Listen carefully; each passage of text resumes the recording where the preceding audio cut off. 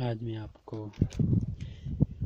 Solar के मतलब कुछ इन्फॉर्मेशन देना चाहता हूँ।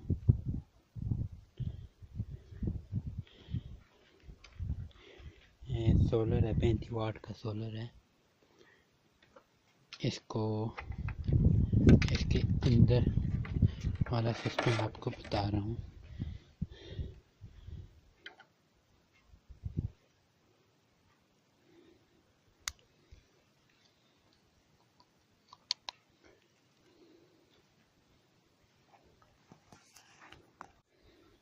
पैंतीस वाट का ये सोलर है।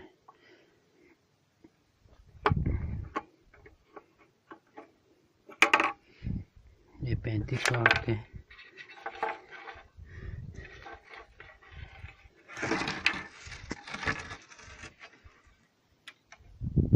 ये 35 वाट वोल्टेज PM VM 17.5 वोल्ट।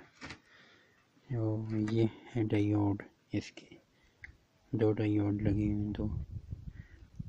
ये वाला फ्यूज़ है, ये फ्यूज़ मैंने लगाया हुआ है। इस फ्यूज़ का फंक्शन ये है, जो आगे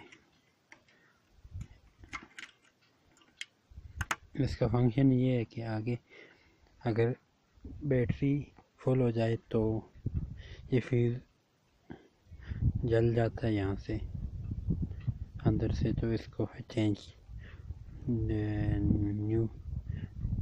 न्यू वाला मतलब लगा सकते हैं। ये वाली वायर नहीं जलेगी, इसका ये फ़ायदा है।